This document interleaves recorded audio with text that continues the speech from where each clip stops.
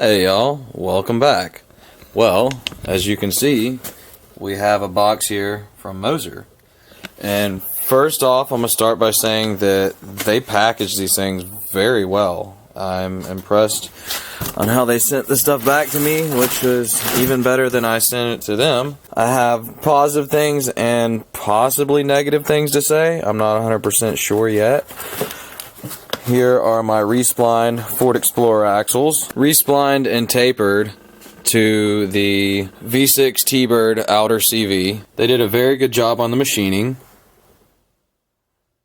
The only thing right offhand is I gave them a very detailed drawing, and the guy even said on the phone, he was like, wow, you got a very detailed drawing here. That gave the actual measurement of this part right here after the inner Explorer splines, and I wanted them to mill the shaft down to this size right here, which is roughly 1.2 inches, all the way down, and then taper it down to the T-Bird side, which was about an inch. But they left it the stock thickness of the Explorer shaft, which honestly I'm not 100% sure if that's better or not. My theory was to keep the entire shaft as close to the same size as possible. This is like a 5mm drop from this right here. What I'm thinking is that it would be able to have a little bit more flex to it. I'm not sure if having a thicker shaft in the middle is going to help or hinder. I don't know. I know that they will fix it if they didn't make it right for free. I'm assuming that would include shipping. I don't know. It's Friday and they're closed over the weekend, so I'm really not 100% sure. I guess I'm probably just going to throw them in and see how it goes. I would imagine that it'll be alright, I guess. I mean, the other shafts, the custom shafts that I got to Miata CV that broke, I mean, I don't know if that had anything to do with it breaking or not. I doubt that that was the issue. I really still just think that that was a bad piece of metal because the other one's in the car just fine. We'll find out, I guess. I think it'll be alright. I'm pretty sure that they won't fix it if I do install it in the car though. So I'm not sure how I really want to go about that just yet. I guess we're just going to send it and see what happens. I don't know. Maybe it's a good thing, maybe not. I guess we'll find out, and the whole point of this channel is to learn things from trial and error, so luckily it's my money that you don't have to waste. We'll all learn and find out from a bunch of clutch kicks and burnouts and see how this turns out. So I'm going to start putting these things together. If you're watching this video, I'm sure you probably already know how to put CV axles together, so I'm probably just going to slap them together real fast. Another thing, I had recorded a bunch of things, but I accidentally deleted the footage, and it really wasn't worth making a video out of to begin with, because it was one of those deals where I tried to do things and they just didn't end up working out. This is out because the little connector goes inside there, burnt up, and I mean, I knew my wire wasn't thick enough, but I was kind of neglecting to upgrade it, and it left me stranded. Funny enough, it was the same night that I released the first video talking about the axle breaking and how I had to get it towed that day, and then I ended up having to get it towed that night, which kind of sucks, but it's all good. So I got these little terminal deals from Racetronic. It's a company in Canada, and it's the only place that I could find them. But it basically just has O-rings and these little, I'm not sure what that's made out of, some type of plastic that goes through, so the posts don't make contact with each other. And I put some silicone sealer on that. I'm not 100% sure what type of sealer will not break down in gas, but this stuff is what we use at work, and it's like, I honestly don't even know what it's made for, but it's like magic sealer, and it's like you could hold 2 bricks together with this thing. It's pretty crazy, but it works for all kinds of different applications. We put transmissions together and put fluid in them right away. They never leak, and I mean, I use it for all kinds of stuff, so I put that on there just to help a little bit. I've got some leftover car audio wire that I used as speaker wire on my system in the daily, which it was sold as 8 gauge. It's a little bit smaller than that, but the main reason is I looked it up on the listing and it says that it has a PVC coating on it, so it should be resistant to gasoline. I'm not going to link that or anything because I'm not 100% sure. It was kind of cheap, so I'm just going off the strength of that. I think it should be fine.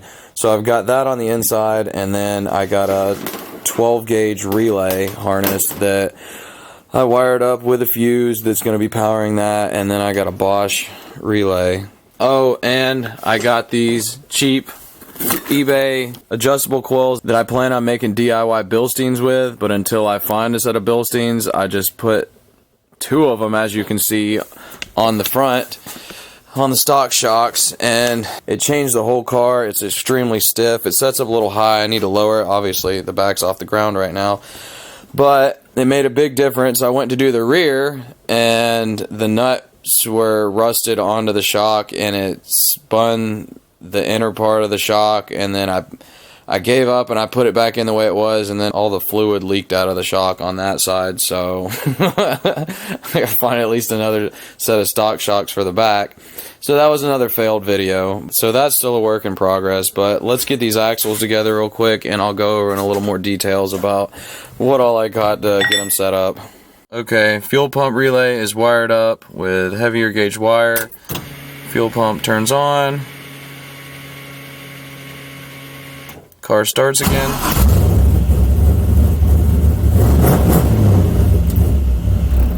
So mission accomplished on that. Now to the CV axles. Here's the basic idea of my little recipe that I came up with. So starting from the inner, we have our Ford Explorer inner CV joint that takes the tripod bearing. As you can see, that one, it's super greasy. I'm not going to take it all the way out of the bag. To the stock Explorer side, which that's all the same. And we have our shaft milled down to the Ford 7.5 inch ring gear V6 T-Bird outer CV joint, which is this right here. And it's held in with a little C-clip, and it's got a snap ring on the inside that holds it in, retaining clip, I guess you could call it. And then we're going to Martin at Monster Miata's broached hubs that accept the V6 T-Bird outer CV. As far as boots go, on the T-Bird side, I got this. It's from an Audi or VW CV. It's a lot smaller than the ones that come on the T-Bird, which is something like that. As you can see, there's a big difference in them. A lot of people have problems with it rubbing on the coilover, so that'll give you enough clearance, which these were like 20 bucks a piece on Amazon, I believe. Here's the part number. It is Beck Arnley 103-2952.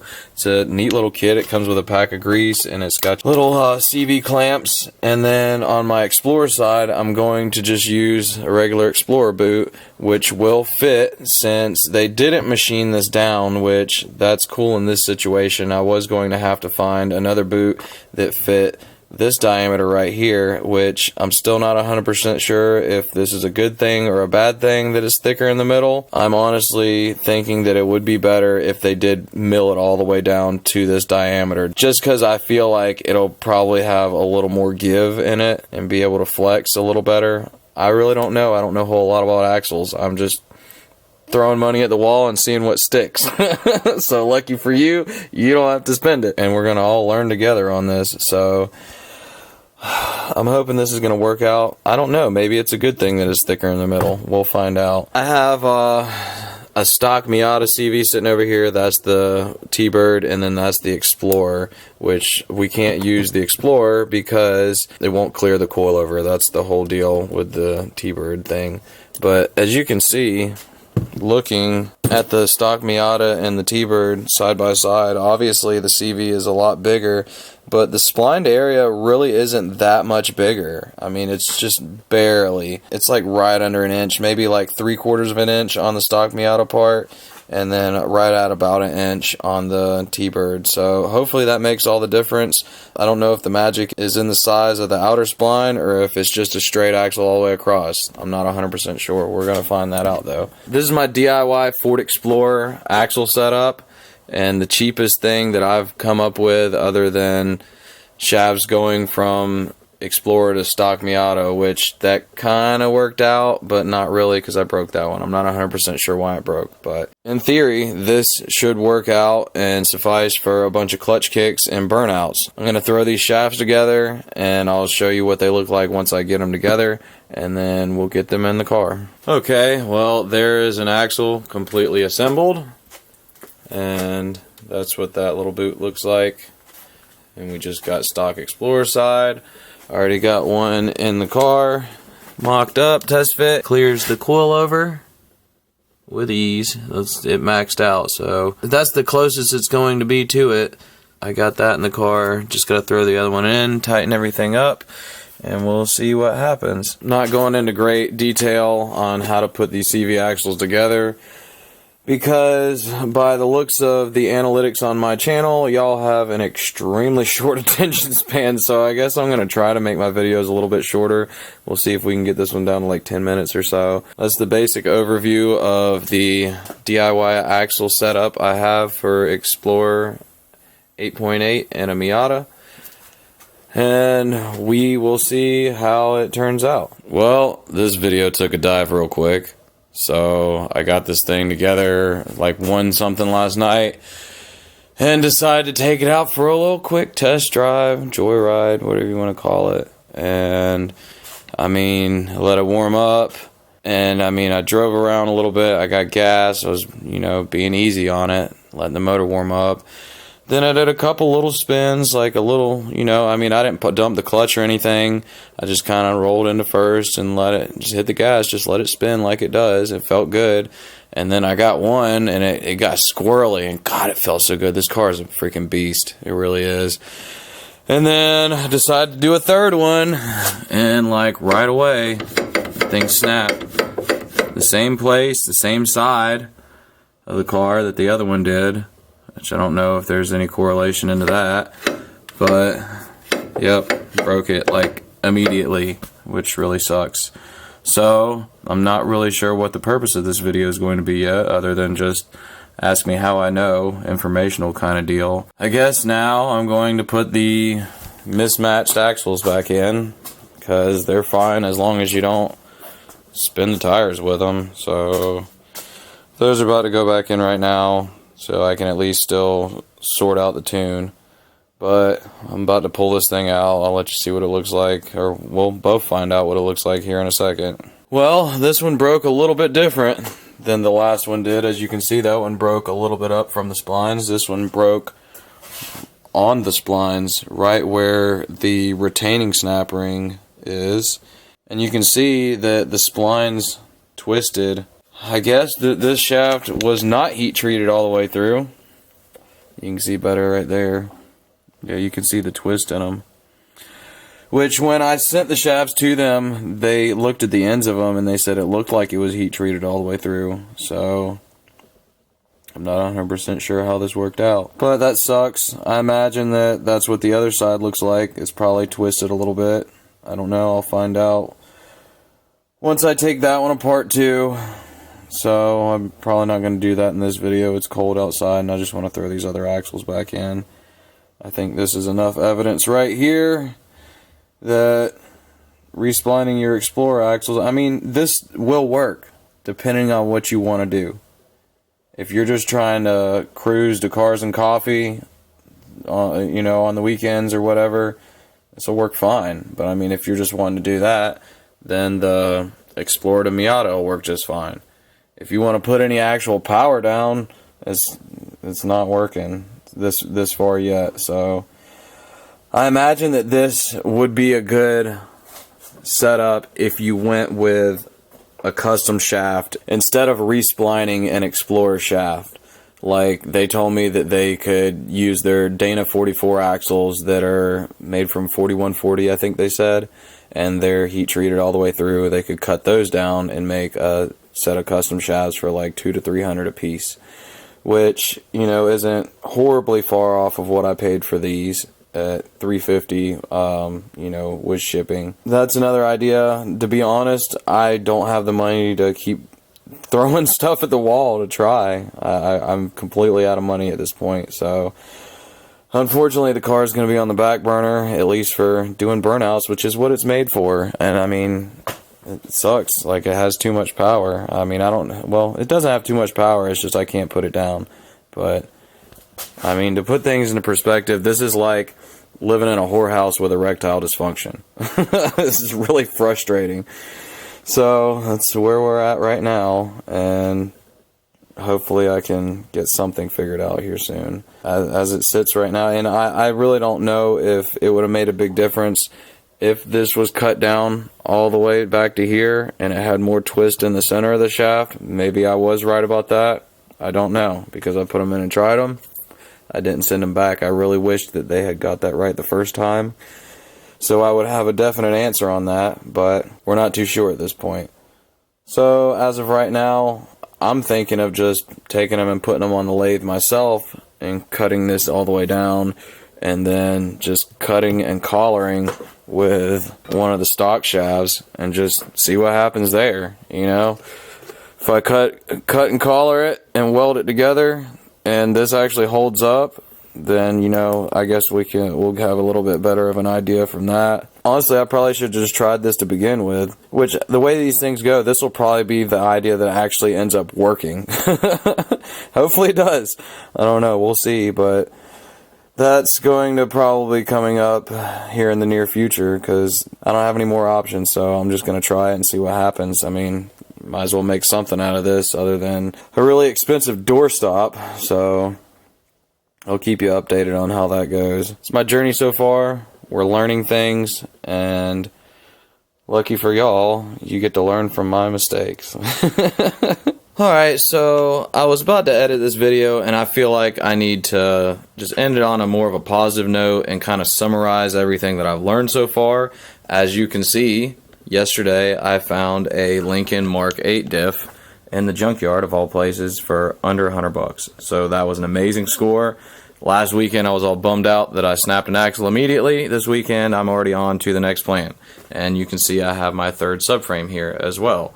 So that's what I'm going to do moving forward, because the whole reason that I've been trying to do this Ford Explorer and DIY axle setup is to save money and find the most budget way to go about this. So this is a possibility. Yes, you can do this, and it's not that bad if you do it right away with custom shafts made from a better quality material that go from the Explorer inner tripod to the Ford 7.5-inch ring gear T-Bird outer CV. With that being said, you can have that done. Moser's said that they can do it out of their Dana 44 blank shafts that are 4140 steel.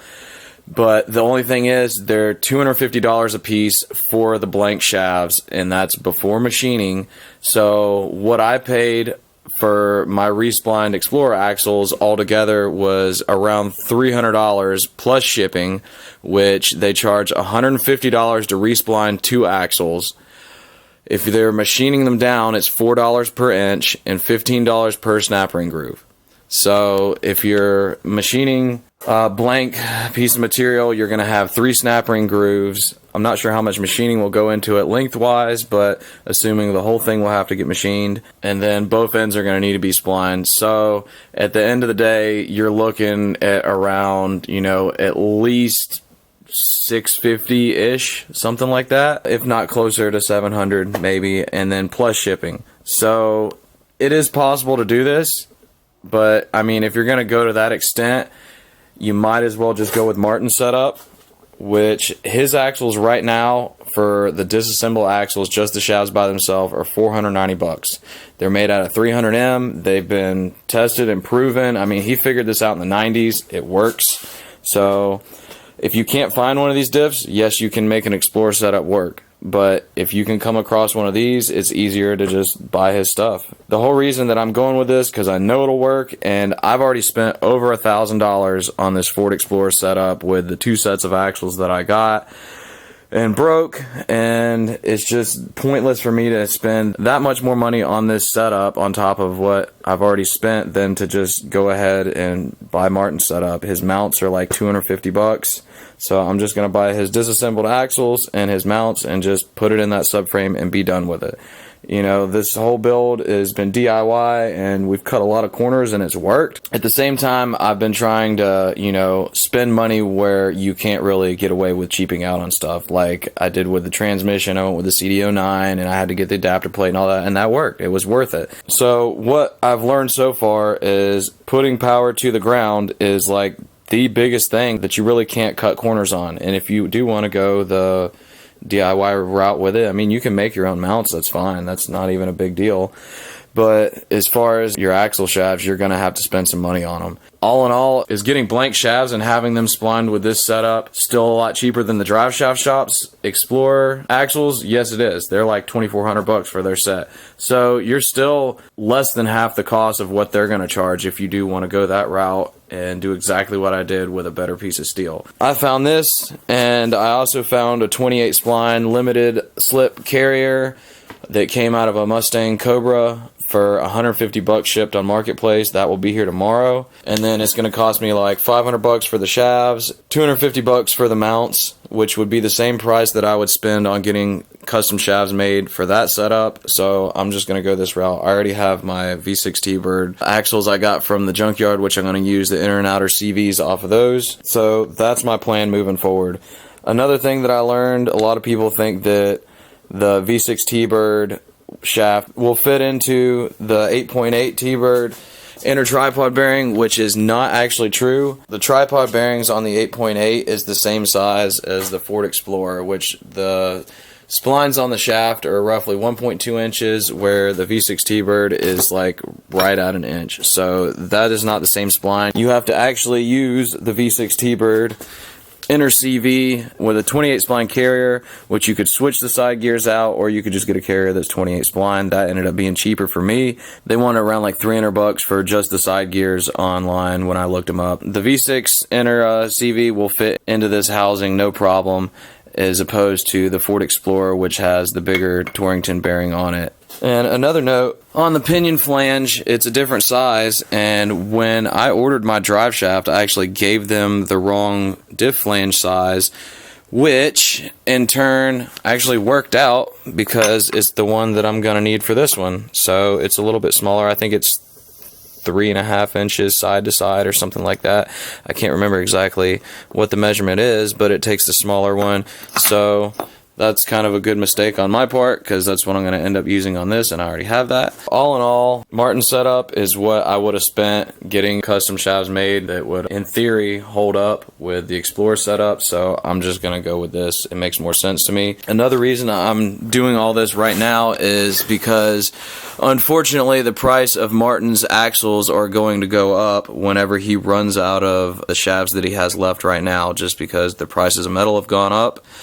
And he said whenever he sells what he's got left, he's going to have to charge probably double what they are right now. So he said he's going to save me a set, which is pretty awesome of him. Unfortunately, I don't know exactly how long he will still have them at the price that he has them at right now. So if you are planning on going this route, and if this seems like more of a sensible option to go with, I would go ahead and do it right now. And if you do by chance, you should mention the Miata Khalifa channel, because he said if I get him enough sales off my channel, he'll throw me some free parts.